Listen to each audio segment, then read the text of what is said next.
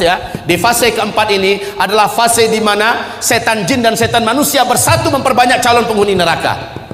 Di fase keempat ini, makanya ketika Dajjal muncul, ma baina khalqi Adam ila qiyamis sa'a fitnatun akbar minad Dajjal.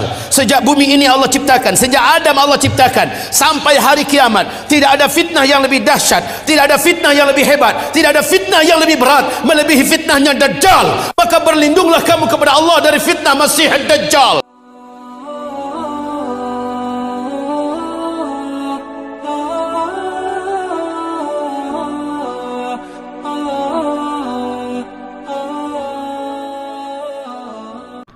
Kaum muslimin, hamba-hamba Allah sekalian yang kami muliakan, Dajjal ini akan memasuki seluruh kota-kota besar di dunia, kecuali Mekah dan Madinah dia tidak berhasil memasuki.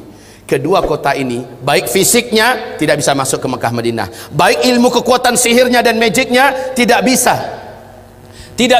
masuk ke dalam Mekah dan Madinah. Makanya salah satu kata Nabi, kalau kamu ingin selamat, kamu dengar Dajjal sudah keluar, segeralah hijrah, larilah ke Mekah atau ke Madinah.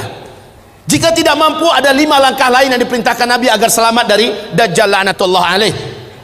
Kaum muslimin yang kami muliakan, Dajjal ini bukanlah makhluk raksasa tinggi besar. Saya waktu di Sydney, saya malu mendengarkan jawaban seorang ustaz kondang di TV, acara live, ditanyakan oleh jamaahnya, apakah itu Dajjal? Oh, katanya, Dajjal itu adalah makhluk yang sangat tinggi besar. Kalau dia masukkan kakinya ke samudra laut yang paling dalam hanya semata kakinya. Waduh. Kalau dia ngomong di timur, yang di barat mampu mendengar suaranya. Kalau dia kencing di satu kota, banjir satu kota itu. Malu saya mendengar tuh jawaban, ya Allah. Waktu SD saya sudah dengarkan kayak gitu. Lah ini ustadz level nasional loh, ngomong di TV, jawabannya kayak gitu, ngawur ngaco abis. Lalu sebenarnya Dajjal ini siapa? Rasul mengatakan dia adalah anak keturunan Adam, tingginya seperti kamu dan lebih pendek sedikit, mukanya bulat, kedua bola matanya utuh ada, hanya yang sebelah kanan tertutup oleh lapisan dagingnya yang atas meleleh kemari menutupi, dan bagian tutupan ini lengket ke pipinya, dan ada bergelantungan macam jengger ayam sedikit, kayak dahak orang, maaf ya, kayak orang kumpulkan dahak banyak-banyak lalu disemburkan ke mata orang ini lalu meleleh gitu. Seperti inilah melelehnya daging di atas. Ini akibat dukhan loh, akibat dukhan. Seluruh orang-orang kafir menjadi zombie-zombie berjalan, jelek-jelek semuanya. Baik kaum muslimin, kemudian kata Rasulullah, kedua bola matanya seperti mau keluar lepas dari tempatnya. Hanya karena ini sudah ketutup, nampak tonjolan itu jelas. Sementara matanya sebelah kiri sudah hampir lepas dari tempatnya. Warnanya hijau kaca. Warna kulitnya putih kemerah-merahan, putih pucat kemerah-merahan.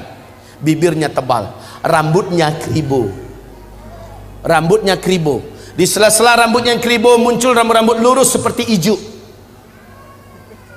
Lehernya agak sedikit panjang, lebih panjang daripada kita, sedikit lebih panjang. Bahunya mereng, dadanya bidang, full daging, sekel. Rasulullah mengatakan bila ia berjalan, kamu akan melihat kedua mata kakinya saling berjauhan dan kedua jempol kakinya saling berdekatan. Udah kebayang? Seperti ini. Oh, tapi kalau ketemu orang kayak gini jangan dibilang Dajjal.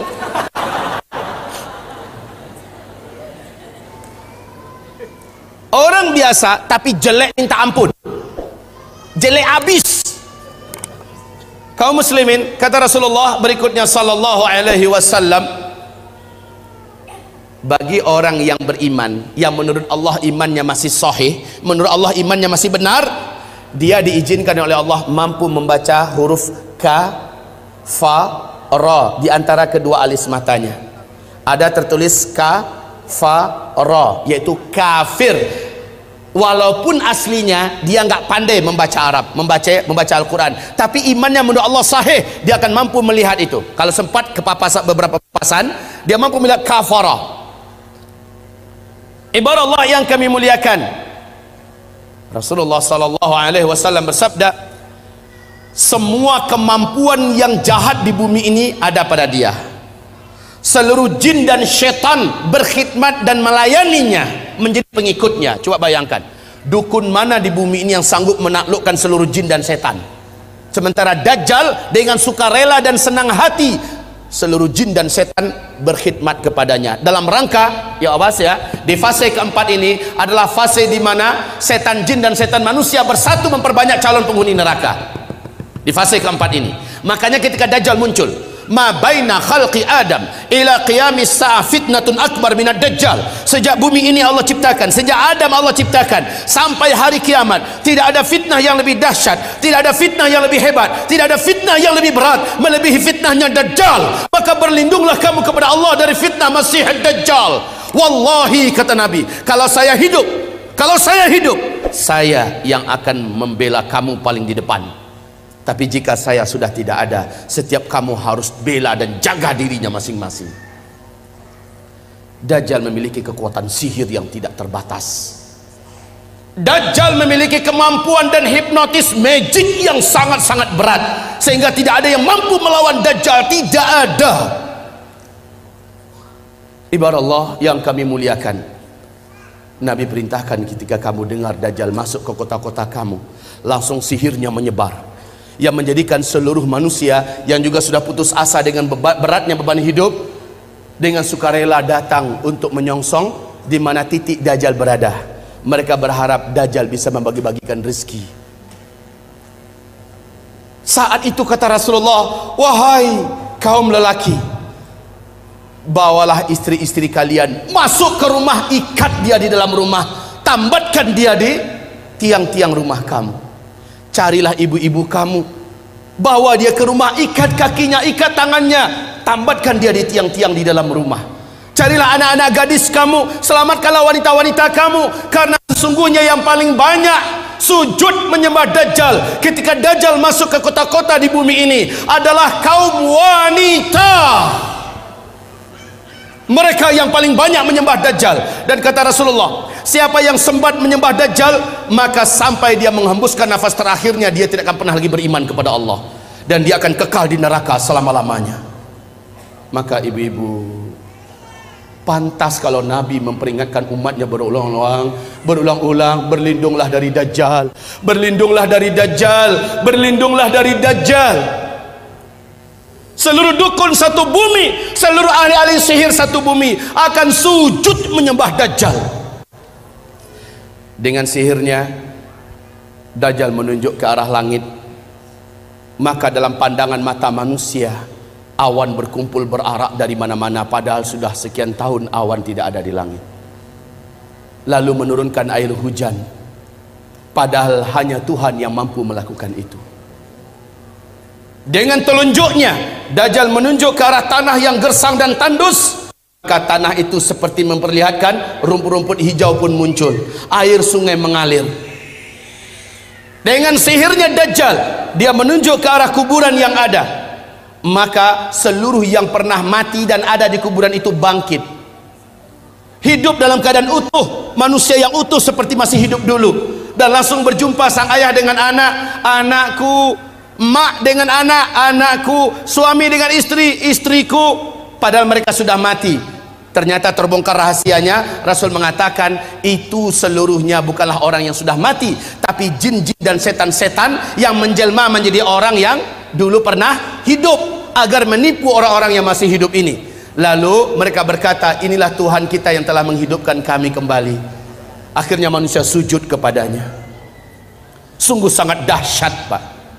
Orang-orang lemah iman, minim amal soleh, dia akan tertipu. Ingat sekali lagi, siapa yang beriman dengan Dajjal, dia tidak akan pernah beriman kepada Allah sampai dia mati. Dia akan menjadi ahli neraka kekal di dalamnya. Sekarang, apakah tanda-tanda Dajjal akan keluar? Ini penting. Sudahkah ada tanda-tanda itu sekarang? Menurut ibu, sudah ada apa belum? Apa? Sebentar, tolong dibaca hadis yang diriwayatkan, yang diceritakan oleh Fatimah binti Qais radhiyallahu anha. Hadis ini diriwayatkan oleh Imam Muslim dalam kitab sahihnya. Hadis ini diceritakan juga perjalanan Tamim Ad-Dari sebagai seorang kapten kapal dengan 20 anak kapalnya. Mereka diombang-ambingkan oleh ombak laut yang sangat tinggi. Hari gelap, angin sangat kencang, hujan lebat turun, petir menyambar-nyambar. Mereka tidak mampu mengendalikan kapalnya. Terdamparlah mereka di salah satu pulau laut Yaman. Satu malaman mereka masih stay di atas kapal. Besok ketika matahari terbit, laut sudah tenang, mereka pun turun ke pulau itu. Kemudian mereka masuk ke dalam pulau, berjumpa dengan seekor binatang, yang binatang tersebut tinggi dan besar, berkaki 4, bulunya lebat hitam. Binatang tersebut dapat berbicara dengan bahasa Arab yang fasih, dan dia memperkenalkan dirinya bernama Al-Jassasah. Sehingga hadis ini oleh para ulama ahli hadis disebut dengan hadis Jassasah. Binatang ini ibarat Allah yang kami muliakan memperkenalkan diri. Apa kata Tamim Ad-Dari? Kami ketakutan, kami sangka ini adalah setan wanita yang berwujud binatang ini. Kami takut mau dicelakakannya. Hampir kami lari. Kami dicegat oleh binatang itu. Jangan kalian takut, saya tidak akan mencelakakan kalian. Apakah kalian datang dari Arab? Kami menjawab, iya. Sudah lama saya menanti kedatangan ada yang datang dari Arab. Sesungguhnya seorang lelaki di kuil tua sana sudah sangat lama menanti-nanti kedatangan orang yang datang dari Arab. Dia ingin mendengarkan perkembangan berita terakhir dunia sekarang. Pergilah kalian ke kuil tua itu, jawablah pertanyaan-pertanyaannya. Maka dalam keadaan takut, kata Tamim Ad-Dari, kami lari terbirit-birit meninggalkan binatang ini menuju kuil tua tersebut. Sampai di kuil tua itu, kami terbelalak, mulut menganga melihat pemandangan yang belum pernah kami melihatnya. Seorang lelaki bertubuh gempal, kedua kakinya dirantai dengan rantai yang teramat sangat berat dan besar, rantai besi. Laki-laki ini tergeletak di lantai. Rantai itu bersambung mengikat kedua tangannya. Rantai yang berat besar dari besi. Rantai tersebut menyambung mengikat ke membelenggu lehernya. Lalu dia berkata, kalian tidak usah takut. Apakah kalian datang dari Arab? Kami menjawab, iya. Sudah lama saya menanti kedatangan kalian. Apakah di Arab sudah muncul seorang lelaki yang ummi, mengaku-ngaku menjadi nabi penutup, namanya Ahmad? Kami menjawab, sudah. Ahmad kan salah satu nama Nabi Muhammad SAW. Sudah dekat. Jika begitu, waktunya sudah dekat. Apakah kalian beriman kepadanya? Tamim Ad-Dari menjawab, sebagian kami ada yang beriman kepadanya, sebagian lagi tidak. Sebaiknya kalian beriman, maka selamatlah kalian. Dia bertanya lagi, dijawab. Dia bertanya, dijawab. Apapun pertanyaannya dijawab. Kemudian pertanyaan yang perlu menjadi catatan kita sebagai tanda dia ini akan keluar, ternyata dialah Dajjal. Ternyata dia adalah Dajjal. Dia bertanya tentang dua hal. Tentang pohon kurma baisan. Tamim Ad-Dari berkata, apanya ingin kalian tanyakan? Pohon kurma baisan itu hari ini masih berbuah enggak? Tamim Ad-Dari menjawab, sekarang masih, buahnya lebat. Lihat saja, sebentar lagi buahnya akan habis. Dan tak lama setelah itu, saya pun lepas. Dia bertanya tentang Danau Tiberias. Dia bertanya tentang Danau Tiberias. Kemudian dijawab. Mana? Dia bertanya tentang Danau Tiberias. Di manakah Danau Tiberias itu? Tahu? Lihat ini yang ada di lembaran yang ada di bawah. Danau Tiberias ini ambil satu Joko Utara Pak, brosur Danau Tiberias dan kota itu bisa di kita datang ulang supaya ada lebih orang lebih banyak tahu tentang Danau. Yang awal silakan Danau Tiberias. Yang bagian panitia brosur Danau Tiberias. Silakan dibagi 4.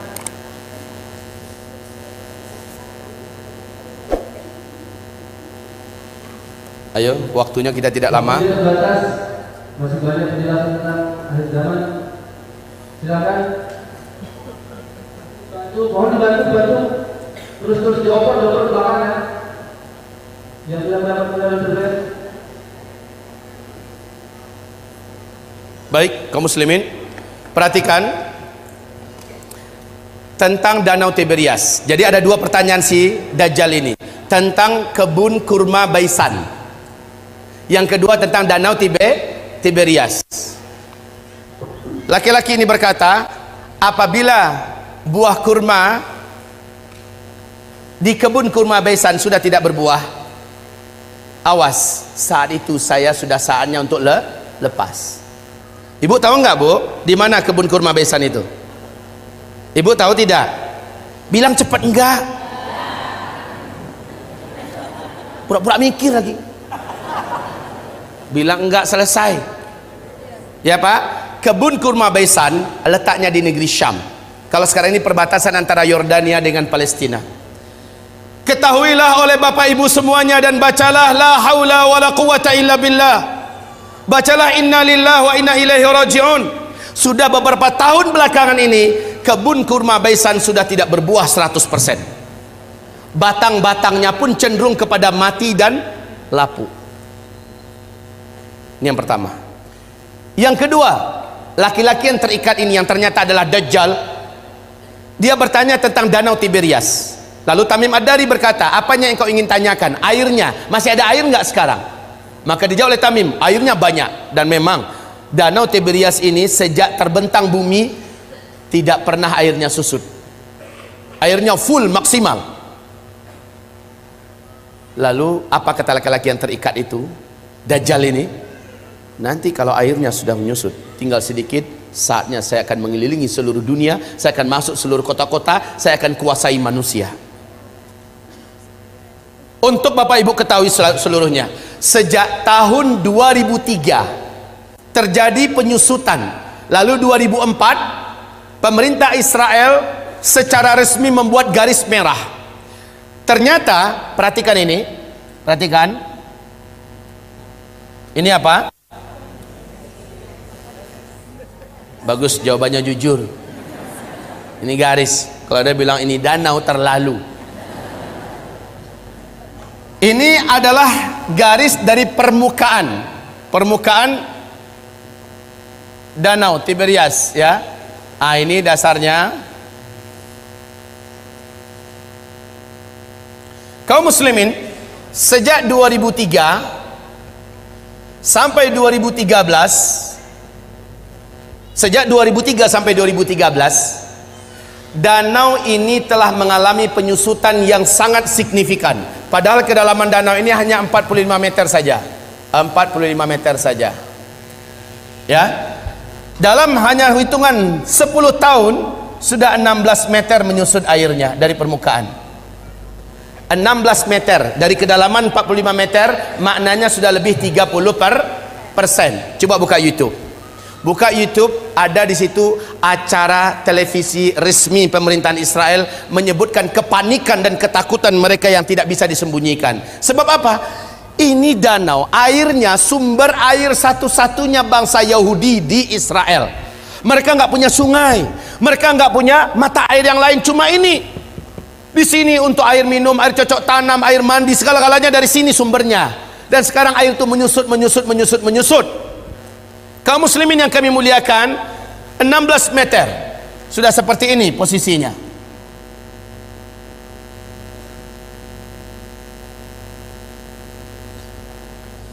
Tahun 2015 akhir 2015, bagian yang paling menonjol dari danau ini sudah muncul seperti pulau-pulau kecil. Kelihatan seperti pulau-pulau kecil di atas permukaan danau.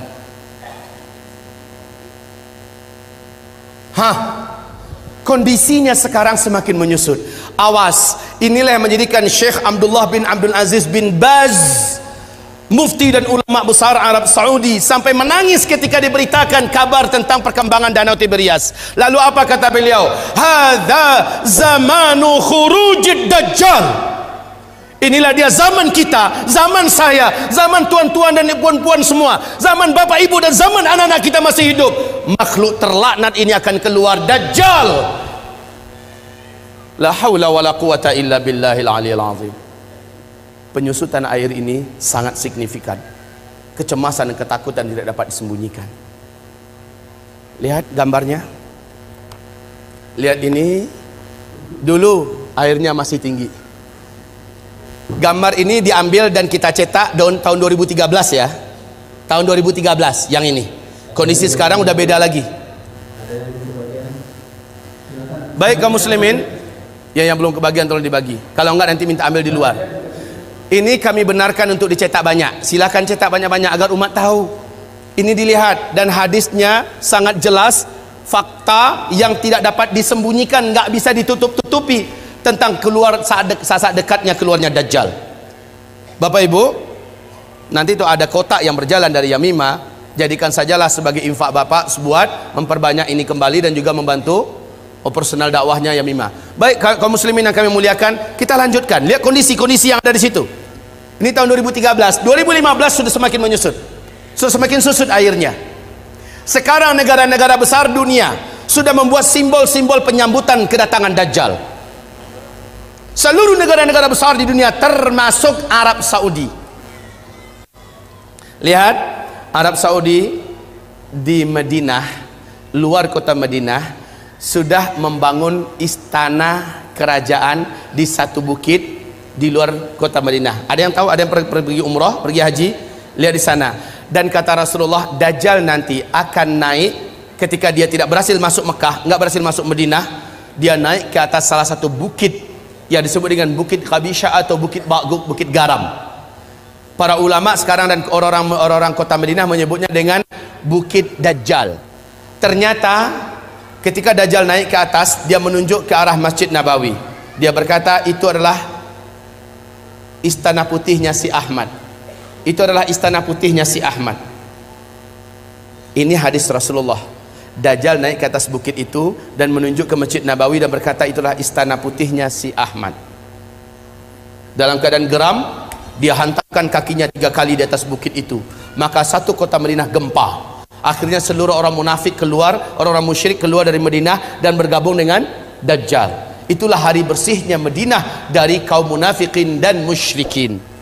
Kaum muslimin, istana putihnya Muhammad. Ketika Nabi melafazkan hadis itu, Masjid Nabawi macam apa bentuknya?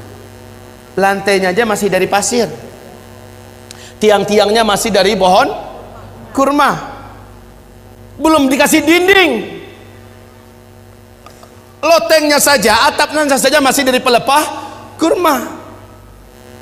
Tapi ketika Dajjal mengatakan itulah istana putihnya si Ahmad, maka lihat keadaan istana putih itu enggak dengan Masjid Nabawi sekarang. Seolah-olah gambaran yang diceritakan oleh Rasulullah tentang ucapan Dajjal terjadinya di masa kita. Ya Allah ya Rabb. Baik kaum muslimin, selanjutnya Rasul bersabda, lihat nanti di kitab kita, tentang hanya seorang bocah remaja lelaki yang Dajjal tak kuasai. Dajjal tak mampu menaklukkannya. Kalau dia ketemu sama orang, ini orang pasti takluk. Sihirnya pasti merubah orang ini. Kemampuan magicnya akan menjadikan orang ini tersilap. Lalu hipnotisnya bisa merubah orang ini. Cuma remaja lelaki ini nggak bisa. Rasul berkata, saat dia lihat remaja itu tetap berdiri tegar di atas kedua kakinya dan dadanya membusung, dia tidak mau sujud kepada Dajjal. Dajjal mendatanginya. Kenapa kamu tidak sujud kepada saya? Seluruh manusia menuhankan saya dan mereka mengakui saya adalah Tuhan. Sujud kamu. Tidak, kata remaja itu. Engkau adalah makhluk Allah. Kening ini hanya sujud untuk Allah sang Khaliq. Kami tidak akan pernah mau sujud kepada engkau. Maka Dajjal marah, kata Rasulullah. Dia jambak rambut remaja ini, kemudian tangan kanannya memegang gergaji, dibelah duanya kepala ini. Dalam keadaan hidup-hidup dibelah duanya. Seremaja sakarat, terbelahlah kepalanya, meninggal dunia dalam keadaan bertauhid. Terbelah sampai ke lehernya dan ke dadanya, dia pun terjatuh, darah bersimbah di lantai, dia menjadi mayat. Dajjal mengelilingi 1 kali putaran sambil membaca mantra-mantra khusus. Setelah itu Dajjal menunjuk ke arah mayat remaja laki-laki ini. Qum, bangkitlah kamu, hiduplah kamu. Kalau selama ini Dajjal hanya dengan permainan sihirnya, tapi kali ini memang betul-betul Allah izinkan Dajjal bisa menghidupkannya kembali. Dan Allah izinkan tubuh yang tadi terbelah kembali bertaut. Bukan ilmu rawa rontek ya. Kembali bertaut, bersatu, dan kepalanya juga. Kemudian remaja ini bangkit. Bangkit, darah yang tadi di lantai masih bergenang. Tubuh yang tadi berlumuran darah masih saja basah dengan lumuran darah. Tapi remaja ini sudah utuh dan dia berdiri seperti awal. Dajjal bertepuk dada dengan sangat bangga memperlihatkan kepada pengikutnya, kalian lihat semua, saya sudah matikan dia dan saya sudah hidupkan di depan mata kalian semua. Makin mantap iman mereka. Sementara si remaja ini lain lagi. Loh, ente kenapa masih belum sujud pada saya? Saya sudah buktikan pada ente, saya adalah Tuhan ente. Sujud, kata Dajjal. Sorry Jal, justru dengan yang kamu lakukan pada saya sekarang makin memantapkan iman saya. Kamu asli Dajjal.